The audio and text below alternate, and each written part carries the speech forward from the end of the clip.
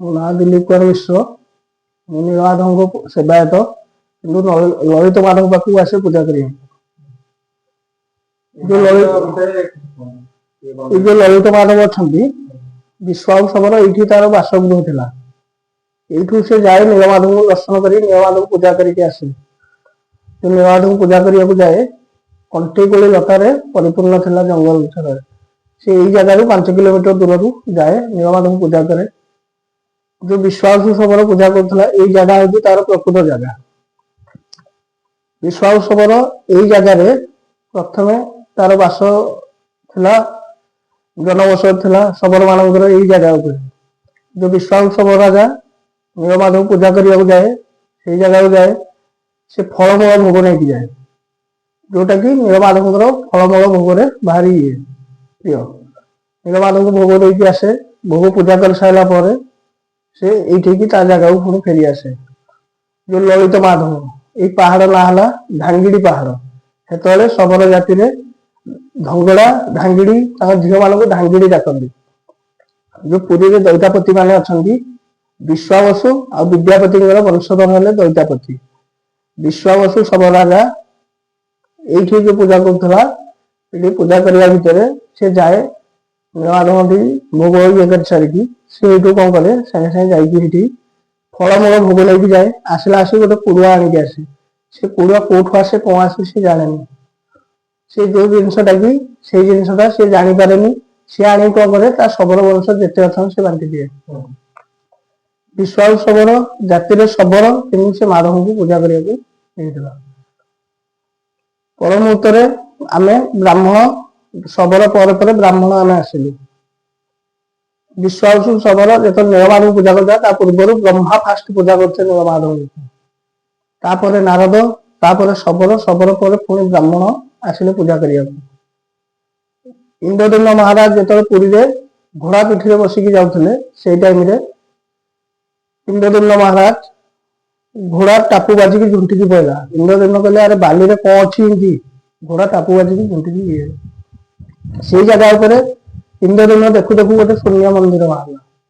ଶୂନ୍ୟ ମନ୍ଦିର ଯୋଉଟା ବାହାରିଲା, ସେଇ ଶୂନ୍ୟ ମନ୍ଦିର ଦେଖୁ ଦେଖୁକା ବଡ ମନ୍ଦିରଟିଏ ବାହାରିଲା। ଶୂନ୍ୟ ମନ୍ଦିର। ଆଜିକାଲି ଆମେ ମନ୍ଦିରଟେ ତିଆରି କଲେ ଯୋଉ ବିଗ୍ରହ ସେଇ ବିଗ୍ରହ ପୂଜା କରିଦଉଛେ, କିନ୍ତୁ ସେଇ ଟାଇମରେ ରଜା ରାଜୁଡା ଟାଇମରେ ସେଇ ଜିନିଷ ନଥିଲା। ସେଇ ଟାଇମରେ କଣ ହୁଏ, ରଜା ପ୍ରକୃତ ଫିଲ୍ କରିବେ ନାଇଁ କୋଉ ବିଗ୍ରହ ଏଠି ପୂଜା ପାଇବାକୁ ହକ୍ ଯୋଗ୍ୟ। ତା ଭିତରେ କିଛି ବର୍ଷ ବିତି ଯାଇଛି। ଇନ୍ଦ୍ରଦ୍ୟୁମ୍ନକୁ ସ୍ୱପ୍ନ ଆଦେଶ ହେଲା, ଆରେ ମୁଁ ନୀଳମାଧବ ରୂପରେ ମହାନଦୀ କୂଳରେ ବ୍ରହ୍ମାଦୀ ପାହାଡ ଉପରେ ପୂଜା ପାଉଛି। ମତେ ଶବର ପୂଜା କରୁଛି, ତୁ ଆସିକି ମତେ ଏଇଠୁ ଇଏ କରେ, ମୁଁ କଳିଯୁଗ ପାଇଁ ଇଏ। ତାଙ୍କ ମନରେ ସନ୍ଦେହ ହେଲା। ସେ କହିଲେ, କେତେ ମହାନଦୀ ଯାଇଛି, କେତେ ପାହାଡ ରହିଛି, କୋଉଟା ମୁଁ ଜାଣିବି। ସିଏ କଣ କରିଥିଲେ, 4 ଦିଗକୁ 4ଟା ଦୂତ ପଠେଇଥିଲେ, ଯୋଉଟା କି ବିଦ୍ୟାପତି ବ୍ରାହ୍ମଣ ଲୋକ, ସିଏ ଏଇପଟେ ଆସିଥିଲେ। ସେ ଆସିଲେ ଯେତେବେଳେ ଦେଖିଲେ ତା ଭିତରେ କିଛି ଦିନ ମଧ୍ୟ ଯାଇଛି। ସେ ଦେଖିଲେ ଗୋଟେ ଜନବସତି ଅଛି। ବିଶ୍ୱାଳଶୁର ଝିଅ ଲଳିତା। ଶବର ଜାତିରେ ଗୋଟେ ପ୍ରଥା ଅଛି, ତାଙ୍କ ଝିଅକୁ ଥରେ ଯିଏ ଟଚ୍ କରିବ, ସ୍ପର୍ଶ କରିବ, ସିଏ ତାକୁ ବିବାହ କରିବ, ନହେଲେ ତାକୁ ସିଏ ମାରିଦେବେ। ବିଦ୍ୟାପତି ସେଇପଟେ ଇଏରେ ଆସିକି ଗୋଟେ ନାଳ ଅଛି, ନାଳଠି ପାଣି ପିଇଲେ। ପାଣି ପିଇକି ସେ ଦେଖିଲେ ସନ୍ଧ୍ୟା ହେଇଗଲାଣି, ମୁଁ ଆଜି ଏଇଠି ରହିଯିବି, ଜନବସତି ପିଲା ଯେହେତୁ ଖେଳୁଛନ୍ତି, ଜନବସତି ଅଛି, ଆଜି ଏଇଠି ରହିଯିବି। ସେ ଆସିଲା ଭିତରେ ଅନ୍ଧ ପୁଟୁଳି ଭିଡିକି, ବିଶ୍ୱାବସୁର ଝିଅ ଲଳିତା ସେ ଅନ୍ଧ ପୁଟୁଳି ବାନ୍ଧିକି ତା ସହକର୍ମୀଙ୍କ ସହିତ ଖେଳୁଥିଲା। ଖେଳିବା ଭିତରେ ସେ ବିଦ୍ୟାପତି ସେଇପଟ ରାସ୍ତାରେ ଯାଉଛନ୍ତି, ଯିବା ଭିତରେ ତାଙ୍କ ସହିତ ସେ ଟଚ୍ କରିଛି। ସେ କରିବା ଭିତରେ ସିଏ ଏଇଠୁ କଣ କରିଛି, ଲଳିତା ଆଖିରୁ ଅନ୍ଧ ପୁଟୁଳି ଖୋଲିଦେଇଛି। ସଡନ କହିଛି, ମୁଁ ବାହାବି ଆପଣଙ୍କୁ। ସେଇଠିକିନା ବିଦ୍ୟାପତି କହିଲେ, ତମେ ଛୋଟ ପିଲା, ତମେ କଣ ଜାଣିଛ, ତମେ ମତେ ବାହାବ ନା? ନାଇଁ, ଆପଣ ମତେ ଛୁଇଁଛନ୍ତି, ମତେ ଆପଣ ବିବାହ କରିବେ। ସେଇଠୁ ସବୁ ଲୋକ ଯେତେ ଥିଲେ ବିଦ୍ୟାପତିଙ୍କୁ ବନ୍ଧନ କରିକି ରଖିଦେଲେ। ସେଇଠୁ ବିଶ୍ୱାବସୁ ଶବର ରାଜା ଜଙ୍ଗଲକୁ ଯାଇଥିଲା ଶିକାର ଉଦ୍ଦେଶ୍ୟରେ। ସେ ଯିବା ଭିତରେ ସେଇଠୁ ବିଶ୍ୱାବସୁ ଶବର ରାଜା ସନ୍ଧ୍ୟା ବେଳକୁ ଆସିଲା ପରେ ଦେଖିଲା ଏଇ ଜିନିଷକୁ ଏଇ ଜିନିଷ ହେଇଛି। ସେ ବିଦ୍ୟାପତିଙ୍କୁ ପଚାରିଥିଲେ, ତମେ ବିବାହ କରିବ ନା ବିବାହ କରିବନି? ସେ କହିଲେ, ନାଇଁ ମୁଁ ବିବାହ, ଯଦି ବିବାହ କରିବେନି ଆପଣଙ୍କୁ ଆମେ ମାରିଦବୁ ଜୀବନରୁ। ସେ ଏଇ ଜିନିଷ କହିଥିଲେ। କହିବା ପରେ ସେ ଏଇଠୁ ସାଙ୍ଗେ ସାଙ୍ଗେ କଣ କରିଥିଲେ, ସାଙ୍ଗେ ସାଙ୍ଗେ ରାଜି ହେଇଯାଇଥିଲେ। ସେ କହିଲେ, ରଜା ତ ପଠେଇଛନ୍ତି, ମତେ ବାଘ ଖାଇବ କି ଭାଲୁ ଖାଇବ ମୁଁ ତ ଜାଣିନି, ମୁଁ ଏମିତିରେ ରାଜି ହେଇଯିବାଟା। ସିଏଠୁ ବାହାହେଲା ପରେ ବିଶ୍ୱାବସୁର ଯୋଉ ଗ୍ରାମ ଦେବତୀ ଥିଲେ ତାଙ୍କ ପାଖରେ ବାହାଘର ହେଲା। ବାହାଘର ହେଲା ପରେ ତା ସହିତ ରହିଲେ ଲଳିତା ସହିତ। କିଛି ଦିନ ଗଲା ପରେ ବିଶ୍ୱାବସୁ ହବ ରାଜା ଯୋଉ ଫଳମୂଳ ଭୋଗ ନେଇକି ଯାଏ, ଆସିଲା ଆସିକି ଯୋଉ କୁଡୁଆ ଆଣେ, ସେ ଜ୍ୱାଇଁ ପୁଅ ଯେହେତୁ ତାଙ୍କୁ ଟିକେ ଅଧିକ ଟିକେ ଦିଏ। ସେ ବ୍ରାହ୍ମଣ ଲୋକ, ସେ ଜାଣିପାରିଲେ ଏଇ କୁଡାଟା ଇଏ କୋଉଠୁ ପାଉଛି, ଆମେ ତ ବ୍ରାହ୍ମଣ ଲୋକ ହେଇକି ପାଇପାରୁନୁ, ଇଏ କେମିତି ପାଉଛି। ସେ ଲଳିତାକୁ ପଚାରିଥିଲେ। ତା ପୂର୍ବରୁ ବିଶ୍ୱାବସୁ ଆଉ ନୀଳମାଧବଙ୍କର ଗୋଟେ ସର୍ତ୍ତ ଥିଲା, ତୋର ମୋର ଦୁଇରୁ ଯୋଉଦିନ 3 ହବ ମୁଁ ଏଠୁ ବିଶ୍ୱାବସୁ ଚାଲିବି କଳିଯୁଗ ପାଇଁ। କିନ୍ତୁ କହିନଥିଲେ କୋଉ ଜାଗା ଯିବି କଣ। ସେଇ ଭିତରେ ବିଦ୍ୟାପତି ଯେତେବେଳେ ପଚାରିଛନ୍ତି ଲଳିତାକୁ, ଲଳିତା ଛୋଟ ପିଲା ଜାଣିନି, ମୋ ବାପା ନୀଳମାଧବ ଟିକେ ଯାଆନ୍ତି ପୂଜା କରିବାକୁ। ଆରେ ରଜା ତ କହୁଥିଲେ ନୀଳମାଧବ ଟିକେ ଯାଆନ୍ତି, ନୀଳମାଧବ ଇଏ କହିଲେ ହଁ ହଉ ଆଉ। ସିଏ ଏଠୁ କଣ କଲେ ବିଦ୍ୟାପତି, ସେ କହିଲେ ମୁଁ ଟିକେ ଯିବି ଦର୍ଶନ କରିବି। ନା ଠିକ ଅଛି, ମୋ ଝିଅ ହିସାବରେ ତ ଜିଦି କରିକି କେତେବେଳେ ନେଇନାହାନ୍ତି, ତାହେଲେ ଠିକ ଅଛି ମୁଁ ପଚାରିବି, ଯଦି ହଁ କରିବି ଆପଣଙ୍କୁ ମୁଁ ହଁ କରିବି, ଯଦି ନାହିଁ କରିବି ଆପଣଙ୍କୁ ନାହିଁ କରିବି। ବିଶ୍ୱାବସୁ ସନ୍ଧ୍ୟାବେଳକୁ ଆସିଲା, ଶିକାର ଇଏରେ ଯାଇଥିଲା। ସନ୍ଧ୍ୟାବେଳକୁ ଆସିଲା ପରେ ସେ ଏଠୁ ପଚାରିଲା ଲଳିତା, ତା ବାପା ତମ ଜ୍ୱାଇଁ କହୁଛନ୍ତି ନୀଳମାଧବ ଦର୍ଶନ କରିବାକୁ ଯିବେ। ସେ ତାହେଲେ ଏଇ ଜିନିଷ କହିଛନ୍ତି, ସେ ଏଠୁ ସାଙ୍ଗେ ସାଙ୍ଗେ କଣ କରିଛନ୍ତି, ସାଙ୍ଗେ ସାଙ୍ଗେ ଏଠୁ ବିଶ୍ୱାବସୁ ଚିନ୍ତାରେ ପଡିଗଲା। ମୁଁ ପ୍ରଭୁ ତ ଏଇଆ କହିଥିଲେ ମତେ, ଆଉ କଣ ଘଟଣା। ସିଏଠୁ ଯେତେବେଳେ ଏଇ ଜିନିଷ ହେଲା, ସିଏଠୁ କହିଲେ ହଉ ଠିକ ଅଛି, ଜ୍ୱାଇଁ ପୁଅ ମନା କରିପାରିବେନି। ସିଏଠୁ ଚିନ୍ତାରେ ପଡିଲେ, ସେ କହିଲେ ମତେ ଟାଇମ ଦେ ଝିଅ, ମୁଁ କହିବି ତାପରେ। ତା ଭିତରେ କିଛି ଦିନ ବିତିଗଲା। କିଛି ଦିନ ଗଲା ପରେ ବିଶ୍ୱାବସୁ ସମର ସେଇଠିକିନା ସାଙ୍ଗେ ସାଙ୍ଗେ ରାଜି ହେଇଛି। ସେ କହିଲା ଠିକ ଅଛି, ମୋ ସର୍ତ୍ତରେ ଆପଣ ଯଦି ରାଜି ହେବେ ତାହେଲେ ମୁଁ ଆପଣଙ୍କୁ ନେଇକି ଯିବି। କଣ, ଏଇଠି ଅନ୍ଧପୁଟୁଳି ବାନ୍ଧିବି ସେଇ ଜାଗାରେ ଖୋଲିବି, ସେଇଠି ଅନ୍ଧପୁଟୁଳି ବାନ୍ଧିବି ଏଇ ଜାଗାରେ ଖୋଲିବି। ନା ବାପା ମୁଁ ତାହେଲେ କେମିତି ଯିବି, ବିଦ୍ୟାପତି ପଚାରୁଛନ୍ତି ବିଶ୍ୱାବସୁକୁ। ନା ଗୋଟେ ବାଡି ମୁଁ ଆଗରେ ଧରିବି, ତମେ ବାଡି ପଛରେ ଧରିବ, ବାଡିଟା ଯୁଆଡେ ବାଙ୍କ ହବ ତମେ ସିଏ ଜାଣିପାରିବ ଯିବ। ଲଳିତା ଛୋଟ ପିଲା ଜାଣିନଥାଏ। ଲଳିତାକୁ ସିଏ ବିଦ୍ୟାପତି କଣ କଲେ, ବ୍ରାହ୍ମଣ ଲୋକ, ସିଏ କଣ କଲେ, କହିଲେ ସୋରିଷ ପୁଟୁଳି ଟିକେ ଧଳା କପଡା ଟାଇଟ୍ କରିକି ବାନ୍ଧିଦବ ମତେ ଦବ। ସିଏ ତ ଲଳିତା ଆଣିକି ଦେଇଛି, ସିଏ କଣ କଲେ ଛୋଟ କ୍ଷୁଦ୍ର କଣା ଟିକେ କରିଦେଲେ ସେଇ କପଡାରେ। ସେ ଯୋଉ ପଟେ ଯାଇଛନ୍ତି ଅନ୍ଧପୁଟୁଳି ବାନ୍ଧିକି ସେଇପଟେ ଗୁଣି ଗୁଣି ହେଇକି ଯାଇଛି।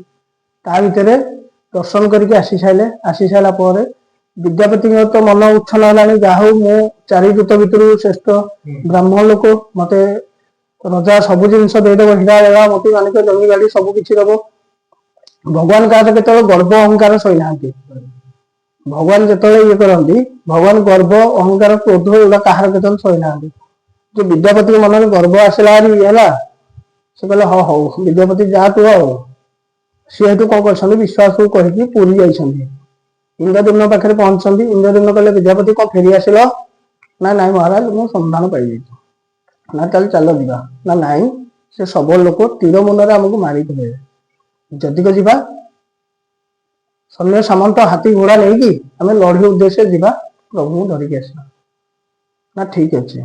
ଜହ୍ନ ପକ୍ଷ, ବର୍ଷା ହେଇଛି, ତା ଭିତରେ କିଛି ହେଇଛି। ସୋରିଷ ଯୋଉ ପଟେ ଯାଇଥିଲେ ସୋରିଷ ଗଛ ସେଇପଟେ ଇଏ ହେଇକି ଗଛ ହେଇଯାଇଛି। ସେ ଯୋଉ ପଟେ ଆସିଥିଲେ ସେଇପଟେ ଗଲେ। ବ୍ୟାଘ୍ର ଗୁମ୍ଫା ଭିତରେ ମାଧବ ପୂଜା ପାଉଥିଲେ। ଯୋଉ ବ୍ୟାଘ୍ର ଗୁମ୍ଫା ଭିତରକୁ ବିଦ୍ୟାପତି କହୁଛନ୍ତି ଇନ୍ଦ୍ରଦ୍ୟୁମ୍ନ ମହାରାଜ, ଏହା ଭିତରେ ପ୍ରଭୁ ଅଛନ୍ତି। ବିଦ୍ୟାପତିଙ୍କ ମନରେ ଗର୍ବ ଅହଙ୍କାର କ୍ରୋଧ ହେଇଛି, ସିଏଠୁ ସାଙ୍ଗେ ସାଙ୍ଗେ ଯାଇଛନ୍ତି ଇନ୍ଦ୍ରଦ୍ୟୁମ୍ନ ଭିତରକୁ, ଗୁମ୍ଫା ଭିତରକୁ। ବିଦ୍ୟାପତି ବି ଯାଇଛନ୍ତି, ଗଲା ଆସିକି କିଛି କ୍ଷଣ ପାଇଁ ପ୍ରଭୁ ଅନ୍ତର୍ଧ୍ୟାନ ହେଇଯାଇଛନ୍ତି। ଯୋଉ ବିଦ୍ୟାପତିର ମନରେ ଗର୍ବଟା ହେଲା। ଇନ୍ଦ୍ରଦ୍ୟୁମ୍ନ ରାଗି ଯାଇଛନ୍ତି, କହିଲେ ହଉ ଠିକ ଅଛି ବିଦ୍ୟାପତି, ତମେ ମତେ ମିଛ କହିକି ଆଇଲେ, ଏତେ ବାଟ ପରିଶ୍ରମ କରିକି ମୁଁ ହାତୀ ଘୋଡା ସୈନ୍ୟ ସାମନ୍ତ ଧରିକି ସବୁ ଆସିଲି, ପୁଣି ଫେଲୁଅର ହେଇକି ଯାଉଛି। ଠିକ ଅଛି ତମେ ଆସ, ମୁଁ ତମକୁ ଦଣ୍ଡ ବିଧାନ କରିବି। ତା ଭିତରେ କିଛି ଦିନ ବିତି ଯାଇଛି, ରଜା ପଳେଇଛନ୍ତି ଇନ୍ଦ୍ରଦ୍ୟୁମ୍ନ।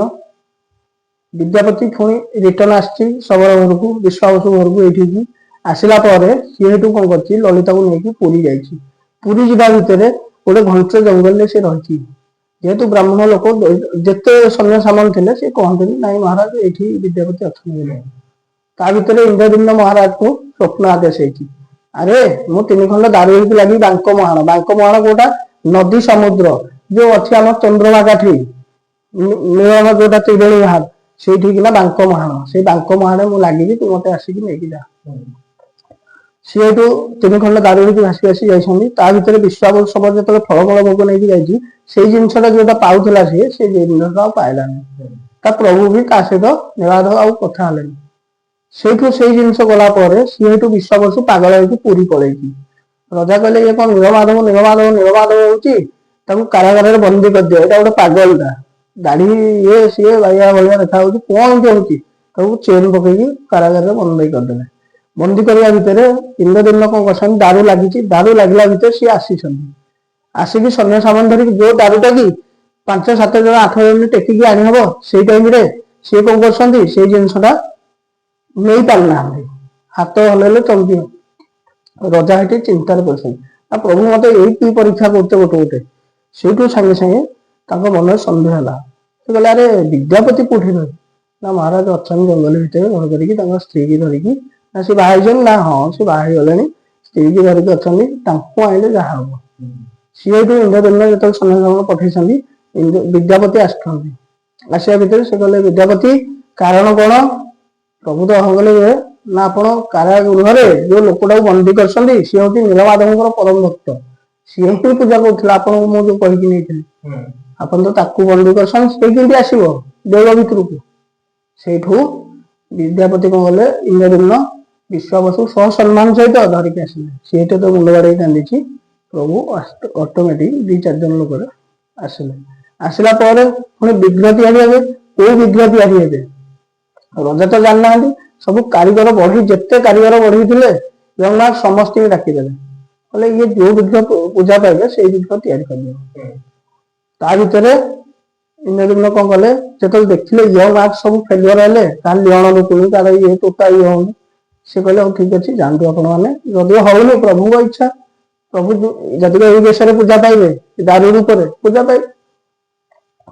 ତା ଭିତରେ କିଛି ନ ବୋଲେ ଗୁଣ୍ଡିଚା ରାଣୀ ବସିଛନ୍ତି, ଇନ୍ଦ୍ରଦ୍ୟୁମ୍ନ ବସିଛନ୍ତି। ଜଣେ ବୁଦ୍ଧ ବ୍ରାହ୍ମଣ ରୂପରେ ବିଶ୍ୱକର୍ମା, ସ୍ୱୟଂ ବିଶ୍ୱକର୍ମା ଆସିଲେ। ସେ କହିଲେ ମହାରାଜଙ୍କୁ ଟିକେ ମୁଁ ଦେଖା କରିବାକୁ ଚାହୁଁଛି। ଦୂତ ଯାଇକି ଡାକିଲା, ମହାରାଜ ଆଉ ଜଣେ ବୃଦ୍ଧ ବ୍ରାହ୍ମଣ ଲୋକ ଆଇଛନ୍ତି, ଦେଖା କରିବାକୁ ଚାହୁଁଛନ୍ତି। ନା ଠିକ ଅଛି ତାଙ୍କୁ ଭିତରକୁ ପଠା। ସେଇ ଭିତରେ ସେ କଣ ହେଇଛି, ତା ଭିତରେ ବୁଦ୍ଧ ବ୍ରାହ୍ମଣ ଯେତେବେଳେ ବିଶ୍ୱକର୍ମା ରୂପରେ ଯାଇଛନ୍ତି, ସେ ଯାଇ ପହଞ୍ଚିଲେ। ନା ମୁଁ ମୂର୍ତ୍ତି ତିଆରି କରିଦେବି, ସମ୍ପୂର୍ଣ୍ଣ କରିଦେବି। ନା ତମର ଟିକେ ଜୀବନ ନାହିଁ, ଯୋଉମାନେ ୟଙ୍ଗ ଆସିଥିଲେ ସେମାନେ ତ ପାରିଲେନି, ତମେ କଣ ପାରିବ, ତମକୁ ଫୁଙ୍କି ଦେଲେ ଉଡିଯିବ, ତମେ କଣ ପାରିବ? ସେଇଠି ଗୁଣ୍ଡିଚା ରାଣୀ କହିଛନ୍ତି ସାଙ୍ଗେ ସାଙ୍ଗେ, ନା ମହାରାଜ କାହାକୁ ଏଥର ସ୍ୱଚ୍ଛ ଭାବିବେନି କି ଇଏ ଭାବିବେନି, ଛୋଟ ଭାବିବେନି। ଯଦିଓ ତାଙ୍କ କହୁଛନ୍ତି, ତାଙ୍କୁ ଗୋଟେ ଚାନ୍ସ ଦିଅନ୍ତୁ ଆପଣ। ସେଇଠୁ ଇନ୍ଦ୍ରଦ୍ୟୁମ୍ନ କଣ କଲେ, ତାଙ୍କୁ ଇଏ କଲେ, ନା କଣ ଖାଇବେ ଆପଣ? ନା ମୁଁ ଡାଲି ଚାଉଳ ଯାହା ଅଛି ସବୁ ମୋ କାରାଗୃହରେ ଥୋଇଦେଲି, ମୁଁ ମୋର ରୋଷେଇ କରିକି ଖାଇବି। ନା ଠିକ ଅଛି, ନା ଗୋଟେ ସର୍ତ୍ତ ମୋର, କଣ? 21 ଦିନ ପର୍ଯ୍ୟନ୍ତ କବାଟ ବନ୍ଦ ରହିବ, ଜଳ ମୁକ୍ତ ହବ। ଆପଣ ବୁଦ୍ଧ ବ୍ରାହ୍ମଣ ଲୋକ, କଣ ହବ କଣ ନାହିଁ ଆମକୁ ଇଏ ଲାଗିବ, ସଙ୍କଟ ଲାଗିବ, ଆମେ ତ କିଛି ଇଏ କରିବୁନି, ଇଏ ହବୁ, ପାପରେ ଭାଗି ହବୁ। ସେଇଠୁ କହିଲେ ଠିକ ଅଛି, ମୋ ଠକ ଠକ ଆବାଜ ଶୁଣିବ, ଯେତେବେଳେ ଯାଇ କାନେଇବ ଠକ ଠକ ଆବାଜ, ମୁଁ କାମ କରୁଥିବି ଠକ ଠକ ଆବାଜ ଶୁଣିବ। ସେଠୁ ଇନ୍ଦ୍ରଦ୍ୟୁମ୍ନ ତ ସଦାବେଳେ ଜଗିକି ରହିପାରିବେନି, ସେ କଣ କଲେ ଜଙ୍ଗଲକୁ ପଳେଇଲେ। 8 ଦିନ ଗଲା, 10 ଦିନ ଗଲା, 11 ଦିନ ଗଲା, 12 ଦିନ ଗଲା, 14 ଦିନ ଗୁଣ୍ଡିଚା ରାଣୀ ଯାଇକି କାନେଇଛନ୍ତି, ଠକ ଠକ ଆବାଜ ଶୁଭିନି। ସିଏ ସନ୍ଦେହରେ ପଡିଗଲେ। ପ୍ରଭୁ ତ କହିଛନ୍ତି 21 ଦିନ ହେଲେ ସମ୍ପୂର୍ଣ୍ଣ ହେବି, ସିଏ ତ 21 ଦିନ ପର୍ଯ୍ୟନ୍ତ କହିଛନ୍ତି, ସିଏ ତ ସାଙ୍ଗେ ସାଙ୍ଗେ କଣ କରିଛନ୍ତି, 14 ଦିନ ଦିନ ତାଙ୍କୁ ସନ୍ଦେହ ହେଲା ଯେତେବେଳେ ସେ ମହାରାଜଙ୍କୁ ଖବର ଦେଲେ। ଆସିଲେ, କବାଟ ଖୋଲିଦେଲା, ଆସିକି ଭିତରେ କିଏ ନାହାନ୍ତି, ଅଧା ଗଢା ଜଗନ୍ନାଥ, ବଳଭଦ୍ର, ସୁଭଦ୍ରା ଅଧା ଗଢା ଦି ନାହାନ୍ତି, ହାତ ନାହିଁ, ଗୋଡ ନାହିଁ, କିଛି ନାହିଁ, ସେଠି ଇଏ କରିଛନ୍ତି। ପ୍ରଭୁଙ୍କର ଏଇଟା ହଉଛି ଇତିହାସ।